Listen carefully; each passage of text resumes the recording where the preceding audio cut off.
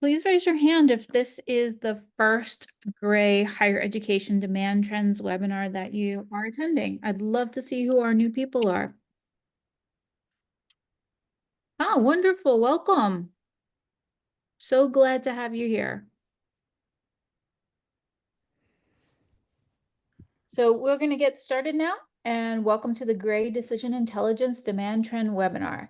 Today's in-depth session will dive into the newly released 2023 IPEDS completions data, uncovering the latest trends in program completions and how these developments can influence your institution's strategic planning. There are a couple of housekeeping items to get started with. At the bottom of your Zoom screen, there is a place called Q&A. Please feel free to add your questions there. We will get to as many as we can during the session, and we'll follow up later with you if we run out of time. My Gray colleagues and I will be available for chat for the duration of this session. You will receive a link to the webinar recording and the presentation slides in the next few days. Please look for it in your email. And now, without further ado, I'd like to introduce Steve Probst, Senior VP at Gray Decision Intelligence. Thank you, Marianne. Hello, everyone. Today's agenda, let's get the slides going. There we go, is to look at the latest IPEDS data with our enhancements to it for what's been going on with completions, degree conferrals and certificate conferrals through the data that was just released about a month ago by the federal government. We're going to start with an overview of enrollment and completion trends, and then we're going to focus on four-year and up institutions and what's been happening there with bachelor's degrees, graduate certificates, master's degrees, and doctoral degrees. I will wrap up with a summary and conclusions. Yesterday, I led a webinar that covered similar content, except the focus was on undergraduate certificates and associate degrees. If you'd like to get access to that recording, if you just email info@graydi.us, we'll be happy to send you a copy. So the reason for this webinar, aside from the obvious one, we'd like to share our information, is that Gray provides to our clients access to a ton of data to help them make decisions about academic programs. A major chunk of that is external market data, student demand, job opportunities and employment outcomes, and competition. And one of the main sources of that data is from the federal government, its completions as reported by the individual institutions. That latest data just dropped in the middle of August. So we've now had a month to process it, clean it up, standardize it, reconcile it with prior years, and so on. And so what we're showing you is the initial analysis of that. This data will all be incorporated into Gray's program evaluation system with the next quarterly update, which we'll be rolling out to clients in November, I believe. So you're getting an early preview. At a high level, I'm going to back up a step from completions back to where the students come from at enrollments. What this graph shows, the dark bars is the number of high school graduates year by year from 2001 all the way up through 2022. And you can see that number has gradually been rising, kind of tailing off here. It looks pretty flat the last few years. Now, we've all heard about the enrollment cliff, which is basically saying this number is going to start dropping. So it'll be down 10% over the next 10 years or something like that. What this graph shows is if you look at the blue line, that's actual new enrollments at four-year institutions. New enrollments, first-time degree-seeking enrollments at undergraduate institutions. And that actually peaked way back around 2010, despite the ongoing increase in high school grads. So the propensity to enroll in college has actually come down a bit, and there's a particular drop right at COVID. So that is the context for looking at the overall trend and what's been happening with completions. I see a question. Yes, Steve. Just to clarify, you are talking about the 2022-23 IPEDS files, is correct? And what outcomes are new? So what we'll be looking at, yes, is the 22-23 completions. We refer to that as 2023 as a shorthand, but it's basically through the end of June 2023. So it's typically at the end of the academic year is when that's what that's covering. So if we look at the actual trend, this is just for bachelor's degrees. Here is the first time fall undergraduate enrollment trends. You see it declining, leveling off, and then the drop right at COVID, and maybe coming up slightly there. In contrast, what we see for bachelor's degrees, the actual number of bachelor's degrees awarded peaked much later, peaked in 2021. So 2 years before the end of the data. I would now have enough data to see that that was indeed a peak and not just a blip relating to short-term effects of COVID or something like that. So you see it rising steadily and then peaking and coming back down a bit. Now there's some obvious questions. Why does this graph not mirror the enrollment graph up above? And there's really two explanations. The first is there's a time offset. Bachelor's degrees for full-time students typically take 4 or 5 or sometimes 6 years to earn, and for part-time students even longer. So you'd expect this undergrad enrollment to affect completions maybe 6 years down the line. So there's a delay. The second factor is what this green line shows. The completion rates for first-time, full-time degree-seeking students basically rose from around a bit under 60% in the early teens up to 64.5% the last few years. By the way, these are cohorts graphed as of that time of graduation. The actual cohort data, if you look at the data, is 6 years earlier. So the important thing is completion rate went up. So for the same number of enrollments, you'd expect to see more completions. And that had the effect of pushing out the timing of the peak in the bachelor's degrees. And that's how we understand the data sets are consistent with each other. So let's look at the overall mix of completions over time. We were just looking at bachelor's degrees, which is the largest in the slight blue section of the graph, and here's that peak and coming back down a little. The overall picture, and by the way, to read the graph, at the bottom is the years from 2013 to 2023. You'll see a bunch of graphs like this as we go on. The number of degrees or certificates awarded is on the left. And at the top, you can see that we had just under 5 million degree and certificate conferrals back in 2013. That rose steadily to a peak of just over 5.4 million in 2021. And it's been almost level, a very slight decline the last 2 years. If you look at the individual sections of the bar, each represents a level of credential with the lowest level at the bottom and the highest level at the top. So undergrad certificates, you can see here, then associate degrees, then bachelor degrees. The very thin piece here is graduate certificates, masters, and doctorates. Overall, 9% growth in degrees conferred over the last 10 years, but very different patterns by level. Undergrad certificates grew 9%, and essentially all that growth was in the last couple of years. Associate degrees are down slightly. Bachelor's degrees are up slightly. Grad certificates have almost doubled.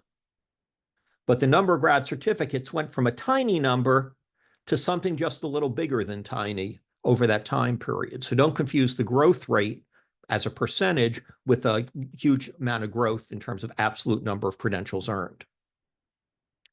Master's degrees grew 24% in that time period, and you can see it here rising a little bit. And doctoral degrees also grew not quite as much. But clearly, graduate credentials grew much faster than undergrad credentials in that time period. Big picture looking at this, one is that, and the other thing is, despite those differential growth rates, the graph on the right-hand bar looks an awful lot like the left-hand bar in terms of the mix of degrees.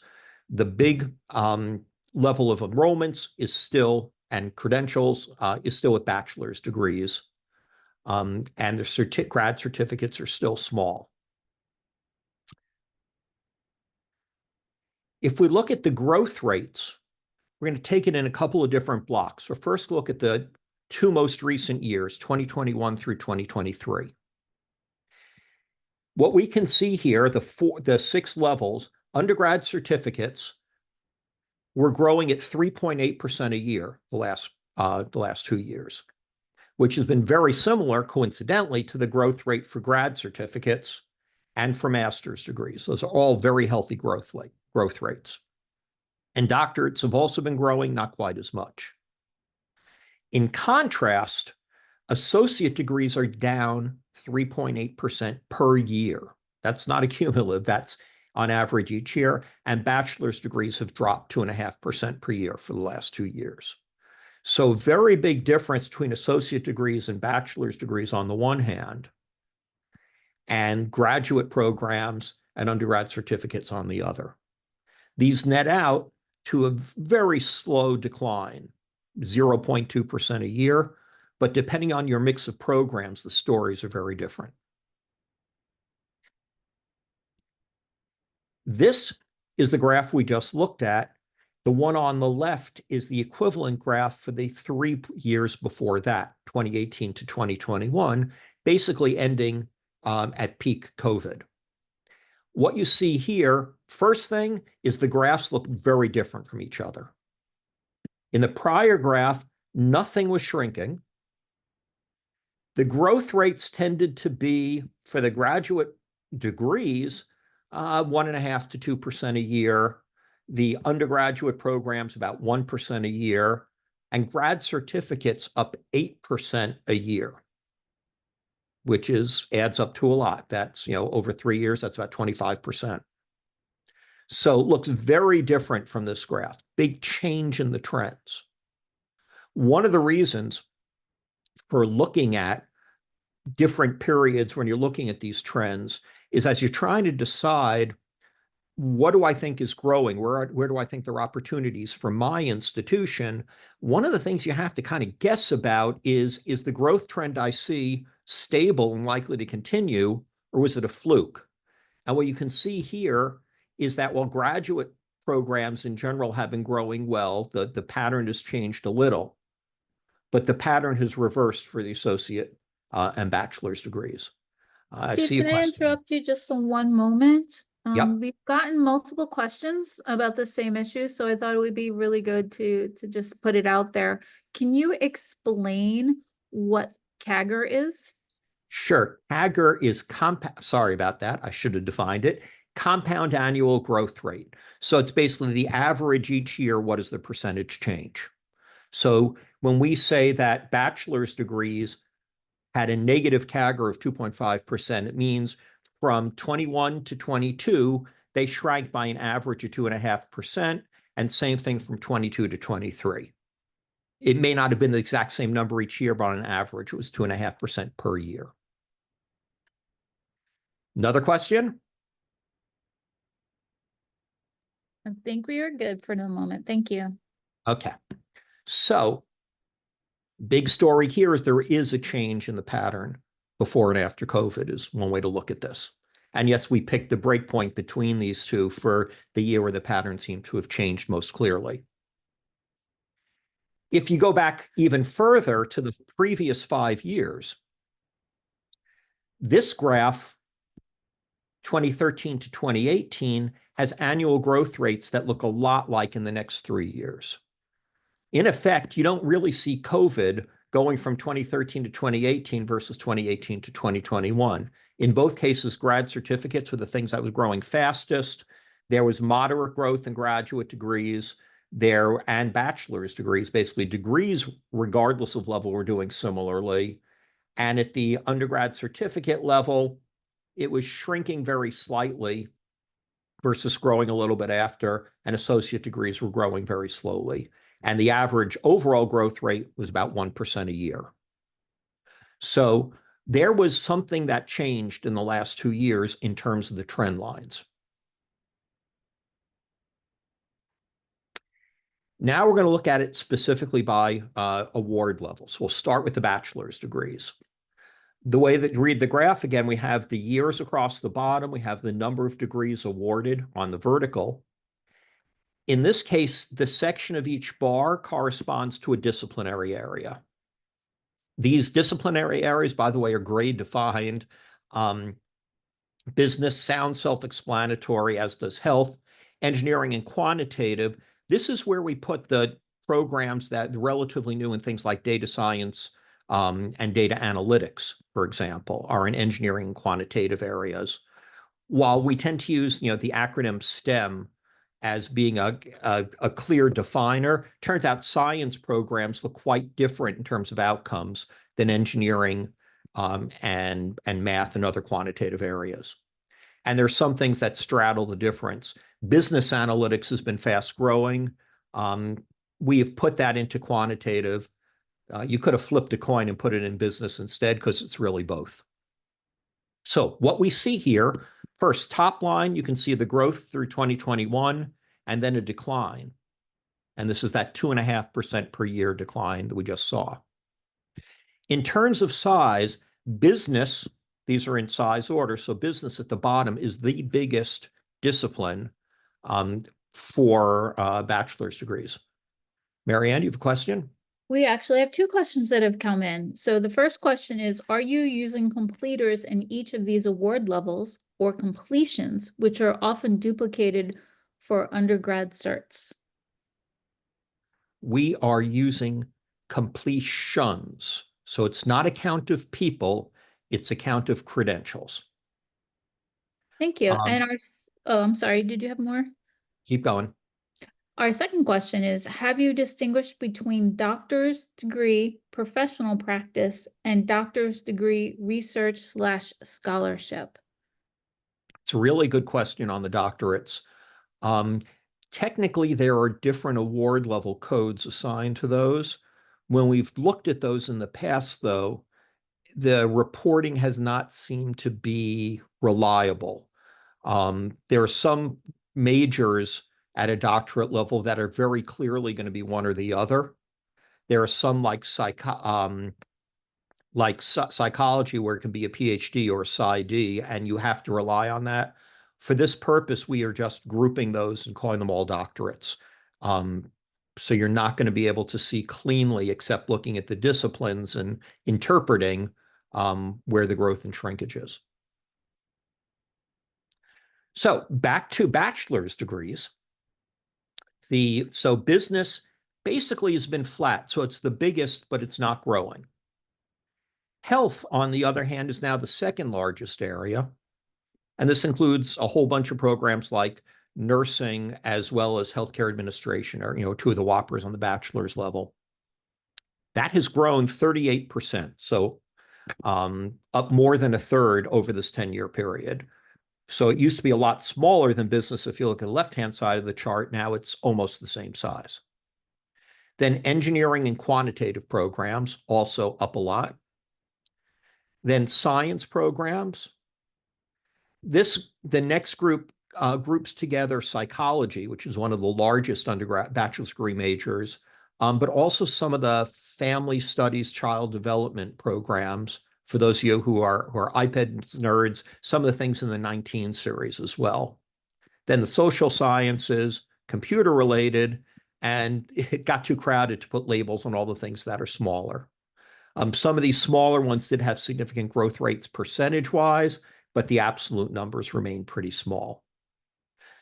Notice that none of the big categories are liberal arts, something that's been sub to a lot of discussion in terms of trends. We'll look at trends in a moment.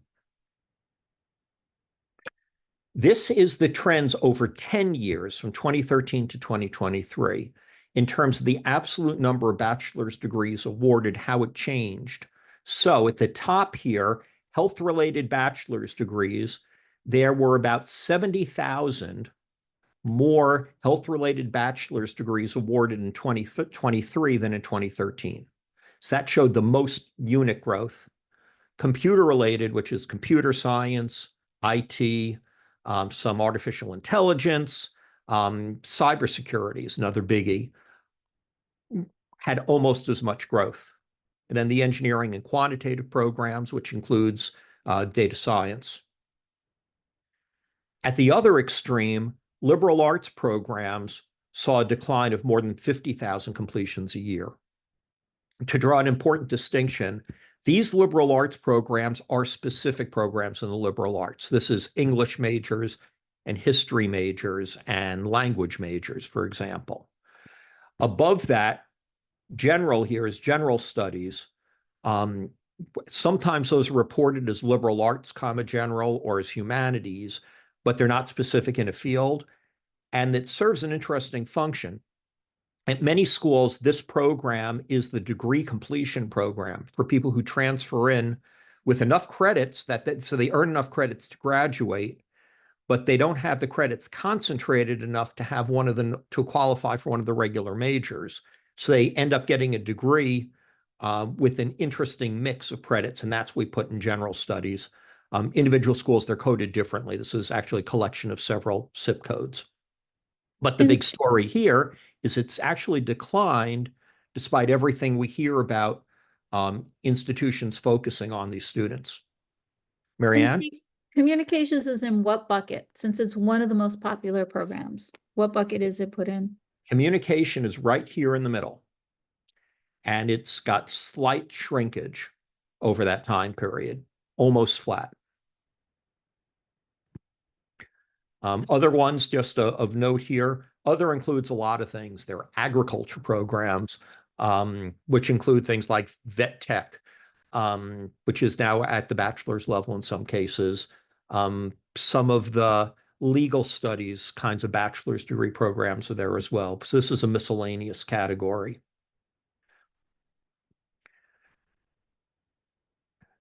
One of the things I see here without testing the data, but education, social sciences, and liberal arts are all to a certain extent, particularly on the education side, have tended to be female-dominated fields. So one of the interesting patterns is we know that bachelor's degree graduates have been skewing increasingly female, over a period of time now. Yet some of the most female-coded fields are the ones that are shrinking. So what you're seeing now, health is kind of the opposite. But what it does say, there's probably some shifts in the demographics within these various areas in terms of who's choosing what.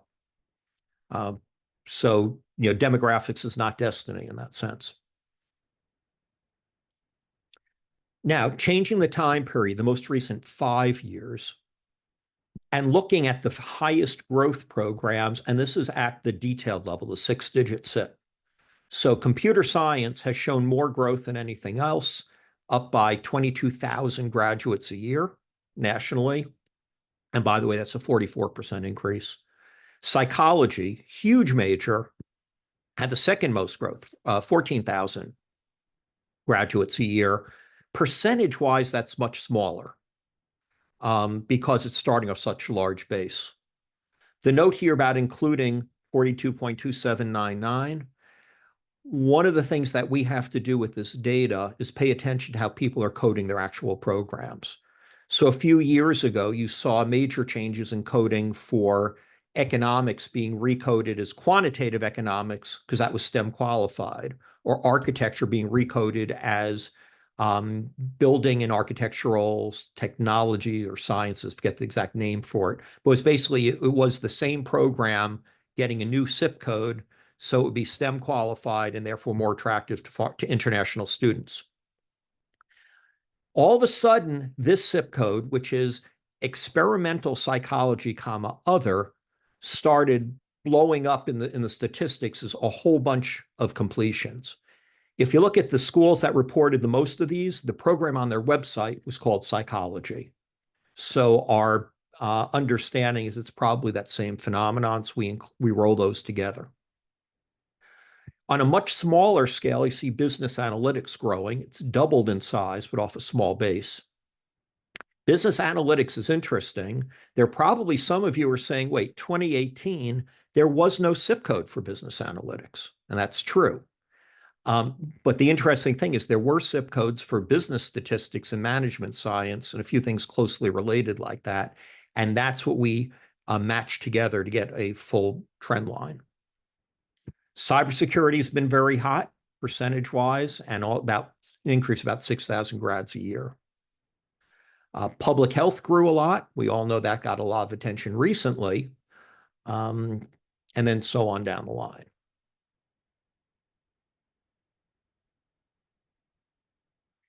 So If we there look are at, a couple of questions for you, Steve, if you don't mind. okay, Very SIP intensive question. So one is, where are interdisciplinary studies within humanities accounted for? okay. So interdisciplinary studies. There is an entire cluster of programs which are categorized broadly as interdisciplinary studies. So, for example, data analytics and data science and business analytics are all coded as interdisciplinary, but very specific. There are two, I'll call them oddball interdisciplinary studies fields. One of them is interdisciplinary, comma, general. The funny thing about that is the official description of interdisciplinary studies is that it's a specific combination. So it's not quite clear what general means. The other is the true self-directed major. I want to study this. It crosses interdisciplinary bounds, but I have a very clear framing about what I'm trying to do, and that's coded as interdisciplinary other. From the official reporting, it is not possible to distinguish that, the true interdisciplinary other, from what is probably a larger use of that same SIP code, which is degree completion. I have a whole bunch of credits that don't fit neatly into a major. So those interdisciplinaries end up being coded in our consolidation as general studies. So the liberal arts general, general studies, humanities general, interdisciplinary other, and interdisciplinary general are all combined here, because in our experience, what we've seen and talking with folks who actually are doing the data reporting in many schools, those are all primarily serving the purpose of degree completion and non-specific major. So we actually do lose that nuance of the self-directed majors. And we'll take two more questions and then we'll keep going. What is meant exactly by growth in the programs? Number of majors or something else? So when it says highest growth, we're talking about the longest bar, and the bar is the number of majors. So for computer science, it grew, the number of majors who graduated in 2023 was 22,000 people, 22,000 degrees awarded, higher than the number who graduated 5 years earlier in 2018. But I think I may have heard another question in that question. One of the things that's very challenging if you happen to teach, for example, in math or English, is that the number of students you teach who are not majors probably far exceeds the number of students you teach who are actually majoring in English or math. When we look at the economics, which we're not talking about today, but we look at the economics of an institution, it's very important to distinguish between the economics and the enrollments in your courses versus the economics and enrollments in your majors. Because you could have an English department or a math department which is thriving and doing a great job and having increasing, student credit hours delivered, even though the number of majors is very small, because you're serving the institution as a whole. The numbers here are all about majors. They're not about the number of people taking, any courses whatsoever in a given subject area. Okay, and our third question is, education in the prior slide was heading in the opposite direction as this current slide. Any additional information on this aspect? Yeah. So let's go back to the trend line here. Oh, sorry. It's one of the unlabeled ones here. What's going on with education is that over a 10-year period, there was a significant decline. It used to be very large. It's still large, but less large, relatively speaking, than it was. Most of that decline, well, let me take that back. That's education overall. The individual majors for education get messier. Education general tends to be very large. Elementary ed tends to be very large at the bachelor's level. We've also seen some growth in special education, typically at the elementary or all levels. in terms of growth. So there's some reporting quirks that right now we don't do anything to adjust for. We're just aware that you have to be a little cautious on, are those elementary ed grads or are they general ed grads? So it shows growth here. The fact it's a high percentage, but not a huge number overall, says this was not the biggest of the education majors. That's the other distinction. One is time period, and the other is all education versus this one specific 6-digit education zip code. In terms of growth, the big thing that stands out, if you look at the institutions that have the most unit growth in bachelor's degrees awarded, Southern New Hampshire, Western Governors, Grand Canyon, Arizona State Digital, Capella, all very heavily or exclusively online. University of Maryland Global, Liberty, APUS. I am not sure about Florida International and Texas A&M, how much that was online versus on-campus growth, but the pattern is unmistakable there. That's where the big institutional growth has been. And by the way, imagine growing, so you're offering 20,000, delivering 20,000 more bachelor's degrees a year. And we've had 2 schools that have done that. Here is the information. This is over time, number of degrees, and the lines are by sector. And our sectors are not quite the standard sectors, and I'll explain why in a sec. But first, to read the sectors, before the comma, it's the ownership, public, not-for-profit, and for-profit. And then the second part is the predominant types of programs. The challenge with using the traditional sector naming, like you see in IPEDS, is if you have a community college that starts offering one bachelor's degree program, it gets reclassified as a 4-year school, even if it is still overwhelmingly about an associate degree and certificate institution. What we've done is say, if 95% or more of the credentials are bachelor's and above, put it here in bachelor's and above. If 95% or more of the credentials are associate and below, put it there. And if it's in between, which is only about 10% of institutions, put it at mixed degree levels. So that's how to read these. What this says is that the public institutions, your classic, state colleges and universities, have a 56% share of the market, more than half. And that share has exactly mirrored what we saw for the overall total in terms of growth to 2021 and then a decline. Half that market, so the next quarter of the market, is your not-for-profit institutions, liberal arts colleges, engineering schools, all those. They have a quarter of the market. Their trend is hard to see. Slight growth, leveling off, not quite the break you see here in 2021 for the publics. Down below that, we have the publics with mixed degree levels. These are the institutions that have a bunch of associate degrees as well as bachelor's degrees, and they have about 10% of the market. Notice that trend, though, hasn't changed. We're not seeing here community college that's got heavily into bachelor's, and therefore there's a rising trend.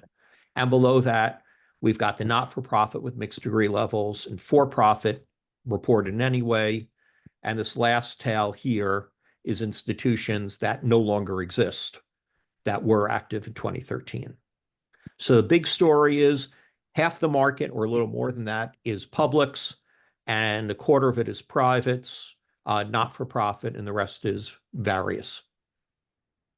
Not a big obvious change in trend, but it seems, and it may just be because this is the highest bar, that most of the trend we're seeing in the overall level of bachelor's degrees is driven by the trend we're seeing specifically at public institutions.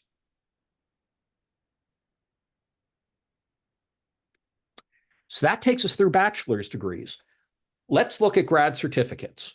And graduate certificates here, most of these slides are looking at the combination of post-baccalaureate and postmaster's grad certificates. We do break them apart 1 or 2 places later on.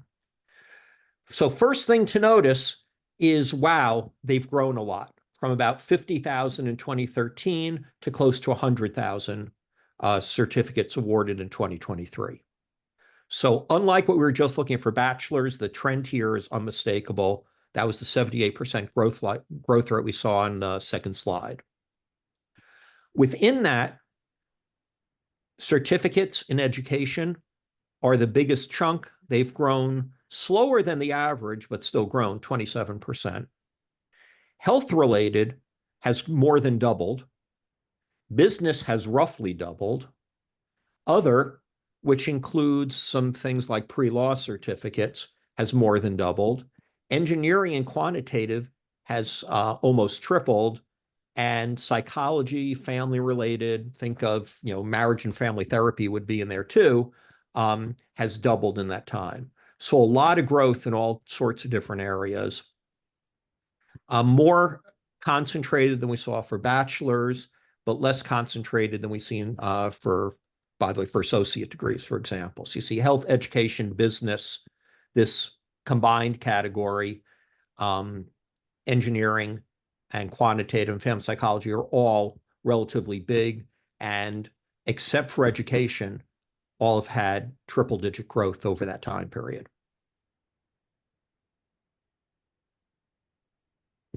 If you look at the sheer growth in terms of the number of certificates awarded, health has shown the most.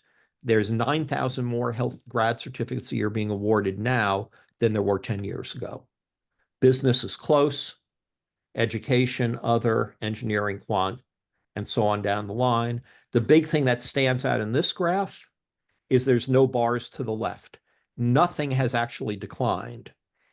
At worst, it was something that barely existed, trades, and didn't increase. And general, there are very few grad certs in general studies. But generally speaking, anything you've done in this area has had some growth.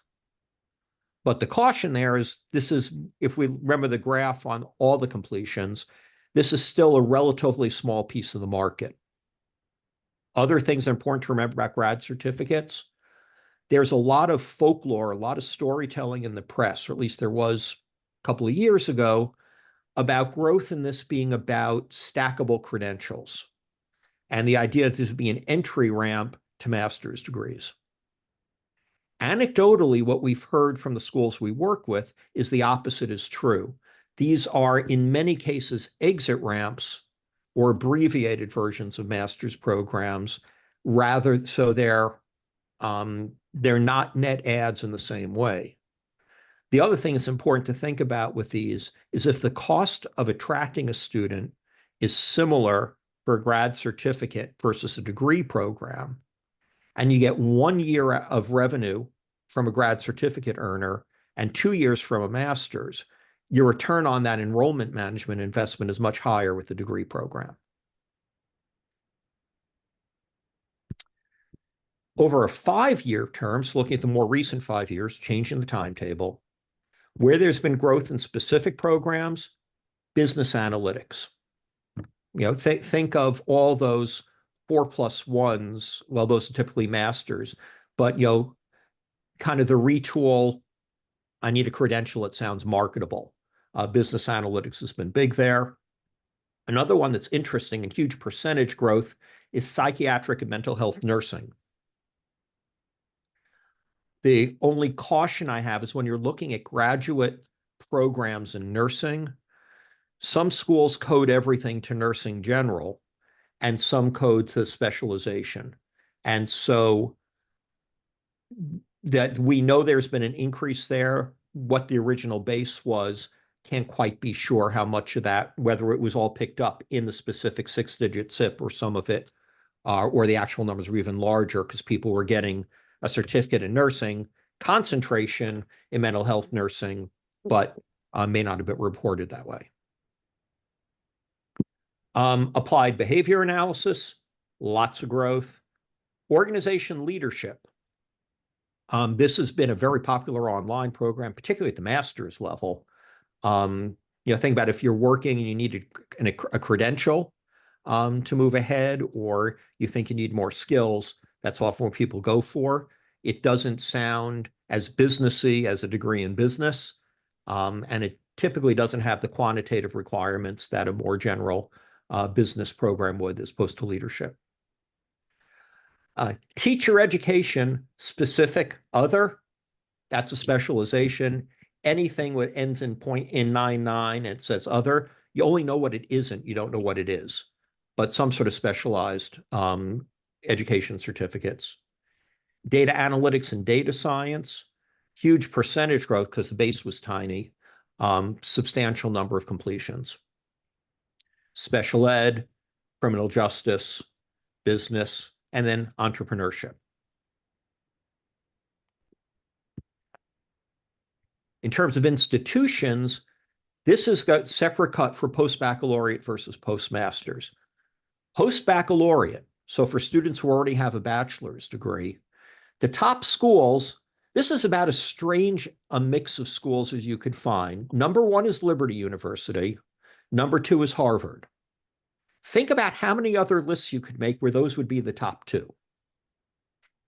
So, very different. University of Florida, Texas A&M, the Naval Postgraduate School. So an interesting mix, and it probably relates to the specific contents and areas of specialization and the purposes of those degrees.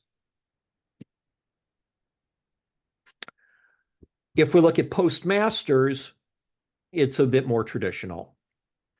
USC, University of Iowa, Columbia, and so on, with USC having the most growth.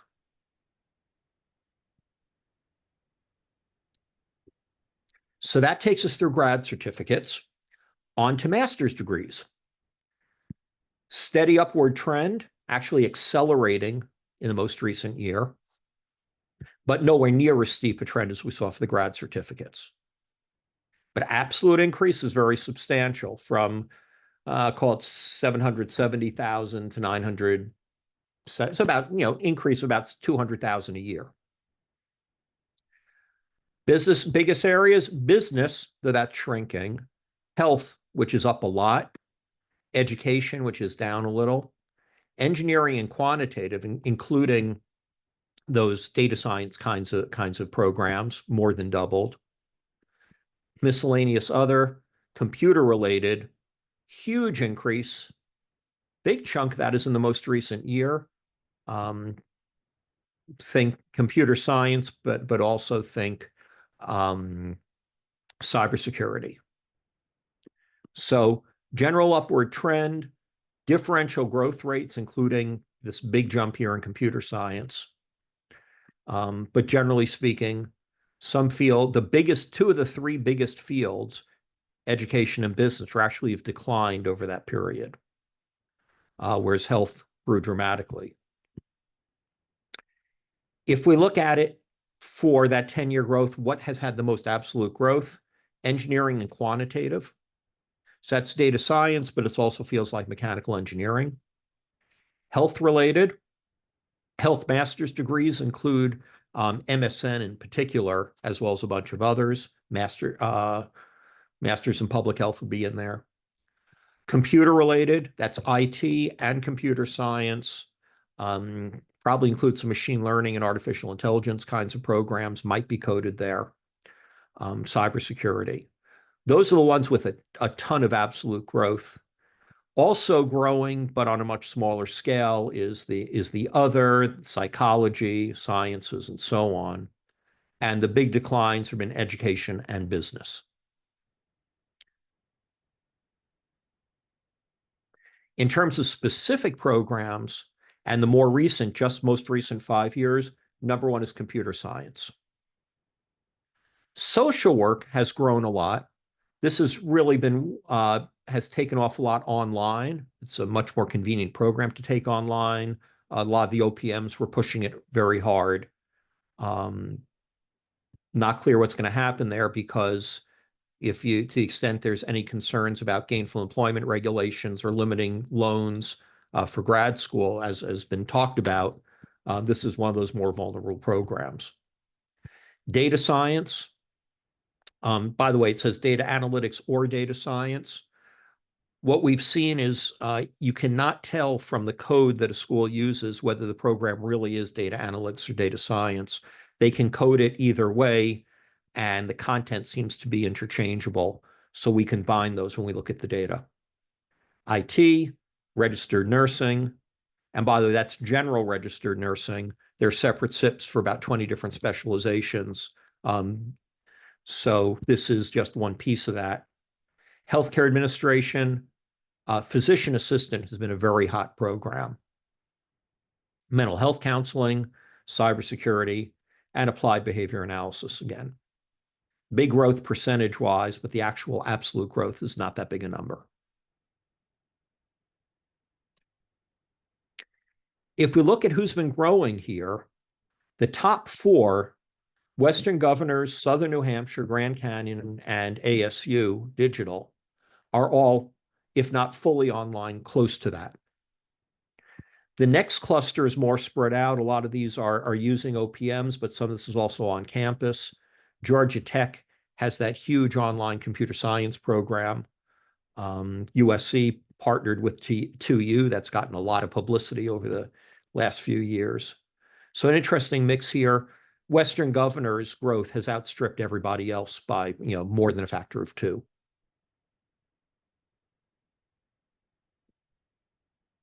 And finally, we've got the doctoral completions. Again, upward trend. In this case, it was kind of flat. It rose to 2022, but the big growth was 21 to 22, and then it grew a little bit again. But there is this a little bit of a step from 21 to 22. How much is an artifact regarding timing because of COVID? It's hard to know. Health is the biggest by far. Remember, we're talking doctorate, so medicine, PT, and so on. DNP are all in this, and that's grown 43%. Other, which includes law, is down. Though if you look at that, shrinkage seemed to happen earlier and then be fairly stable. Science is up a little bit, which is probably going to be PhDs as opposed to professional degrees. Education, which is going to be mostly professional degrees. Engineering and quantitative, family and psychology, and then a bunch of smaller things. Notice that none of the kind of classic academic PhDs are in these high size areas. Some of this will include PhDs as opposed to professional degrees, maybe more so in the sciences, but it's not what you might have seen at some point in the past. This is by discipline over those 10 years. So huge growth in health related, nothing else even close. Huge decline in this other. That decline is mostly going to be law, and we'll take a look at that more closely in a moment. And a lot of things that are more kind of moderate. Liberal arts, those are all going to be PhDs, academically focused, down a little bit.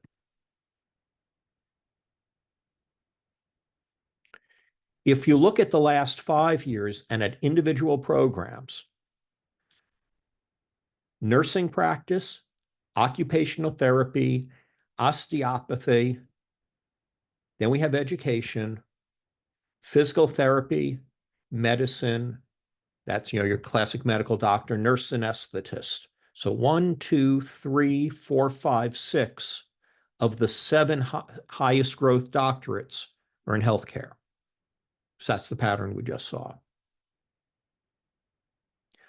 And the education doctorate, ed leadership, is typically an ed D, not a PhD. Here's law. And interestingly enough, while we had a decline before, it's actually leveled off. It's up 2% over the last 5 years. Org leadership has tripled. Computer science, dentistry, and PA. So you got 2 more health ones here. Physician assistant doesn't look like huge growth, but this is doctoral. And that's primarily a master's degree program. And it's off a base, of essentially 0 before. This is the 7 biggest doctoral programs as of 2023. And the patterns I just find fascinating. If you look at law, an enormous decline up till about 2017, and then it completely leveled out. So if you were following this trend, you'd be very surprised when the trend just stopped. Medicine has shown steady growth. Pharmacy was growing at about the same rate and now is actually coming down. PT, which is doctoral entry now, and I believe has been this whole entire period, has been growing as well. The other ones are closely clustered here. The one I'll point out, and I labeled it because it's following such a different curve, is nursing practice. This is your classic DNP, is going from here up to there. So dramatic growth off a tiny base. The others, osteopathic medicine grew. Dentistry and ed leadership grew a little, but were not as much as the others. So very different trends, but law, particularly for the first 5 years of that period, dominates everything else just by how far it dropped. So if we look back at the trend here, when you see the flat doctorates, there's actually a lot of growth happening in other doctoral fields because law is shrinking. And that's more than compensating here. And the poll. Marianne, you want to explain what this is? Sure. So I just put up a little poll. We're always trying to improve and make sure that we give you enough information and enough value. So if you wouldn't mind just taking a moment, there's 2 simple questions to fill out, and I'll have that running in the background while Steve continues. Thank you. Okay. So that's the trends in doctorates. And the highest growth institutions, Liberty is at the top.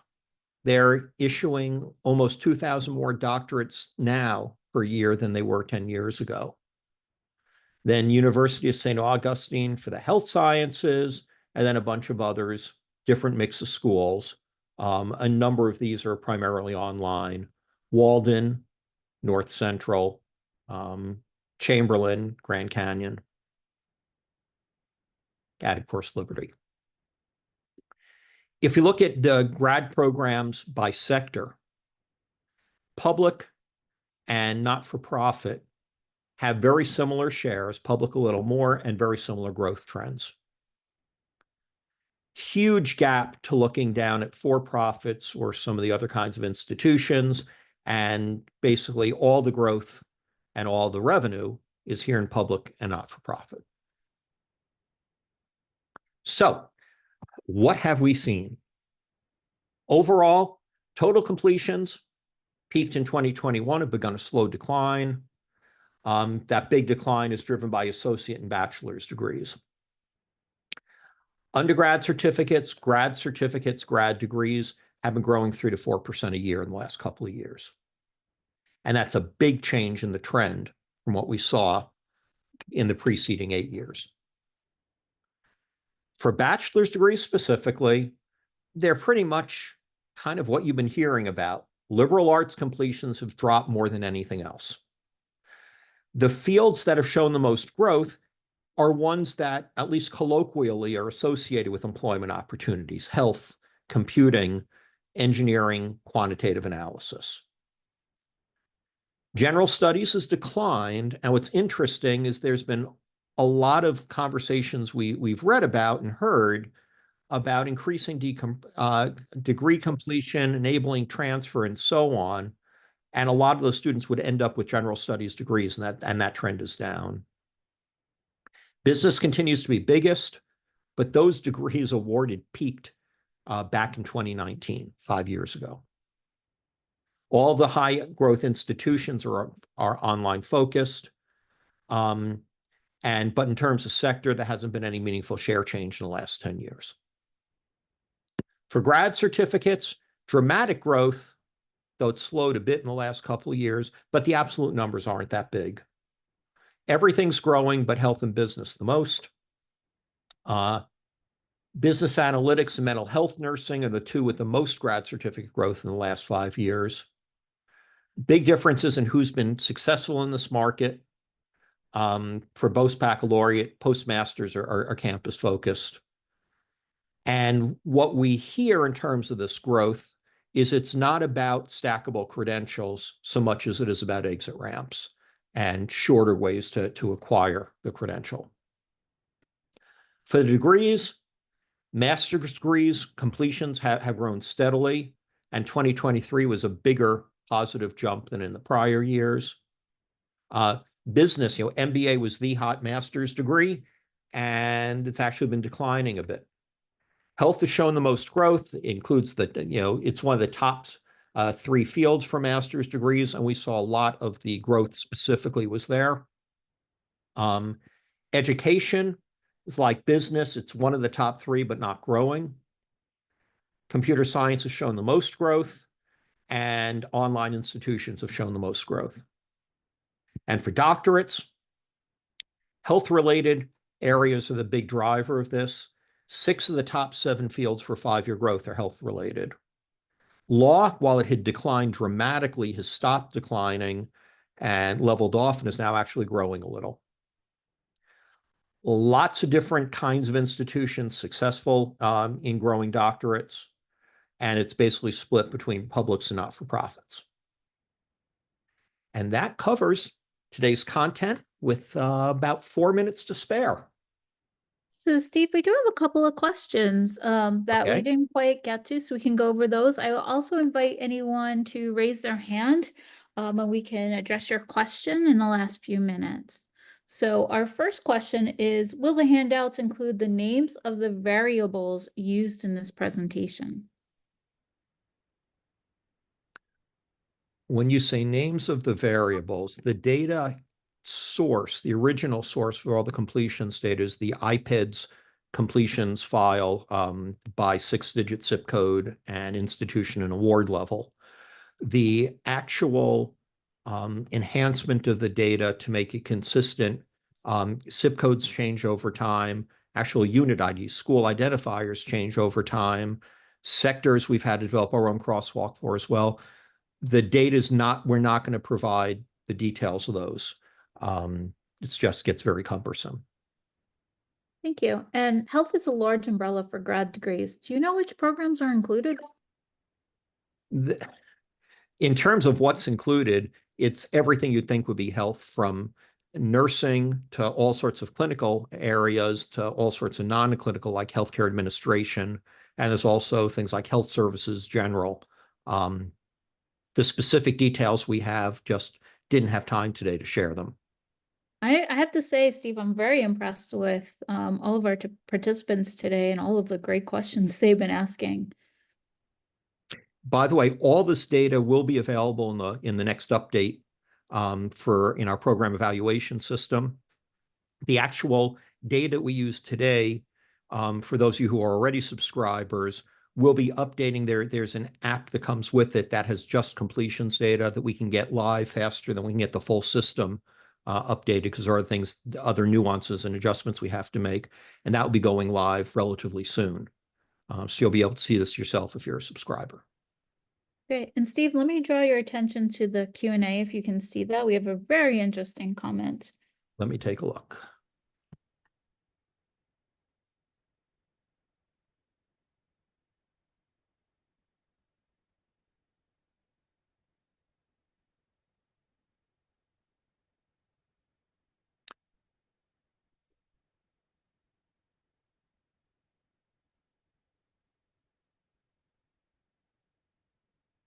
It's very valid comments. Just looking at PT, but in general, completions are a lagging indicator.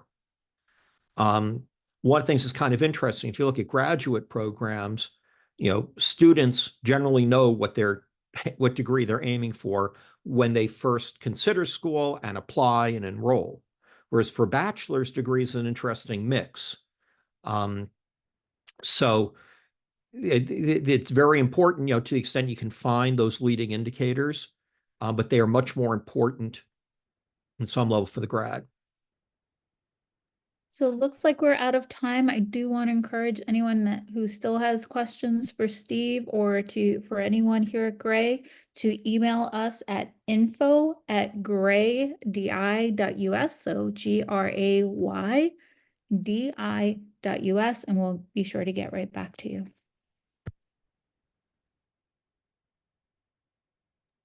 Thank you again, and we'll hopefully see you next time.